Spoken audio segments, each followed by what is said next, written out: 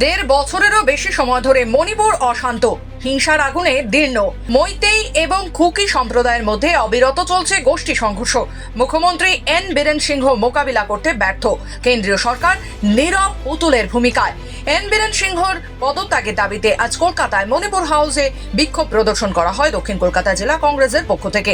মণিপুরে অবিলম্বে শান্তি প্রতিষ্ঠার দাবিতে কলকাতার মণিপুর ভবনের সামনে দক্ষিণ কলকাতা জেলা কংগ্রেস আয়োজিত প্রতীকী বিক্ষোভে উপস্থিত ছিলেন পশ্চিমবঙ্গ প্রদেশ কংগ্রেসের সভাপতি শুভঙ্কর সরকার, দক্ষিণ কলকাতা জেলা কংগ্রেস সভাপতি প্রদীপ প্রসাদ সহ কংগ্রেসের অন্যান্য নেতৃত্ব। আমার কথা হচ্ছিল টেলিফোনে। আমরা জানিয়েছি যে দীর্ঘদিন ধরে ভারতবর্ষের একটা অঙ্গরাজ্য মণিপুর, সেখানে মণিপুরে আমাদের ভাই বোনরা ভালো নেই।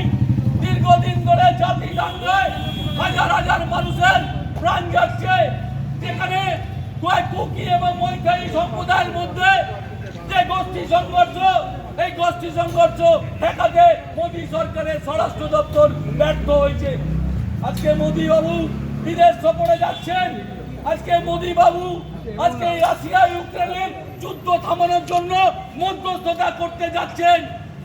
ইসরায়েল এবং ইরানের যুদ্ধ মধ্যস্থতা করতে যাচ্ছেন। কিন্তু আমরা দেখলাম মণিপুরকে ঠান্ডা করার জন্য তার কাছে কোনো ওষুধ নেই।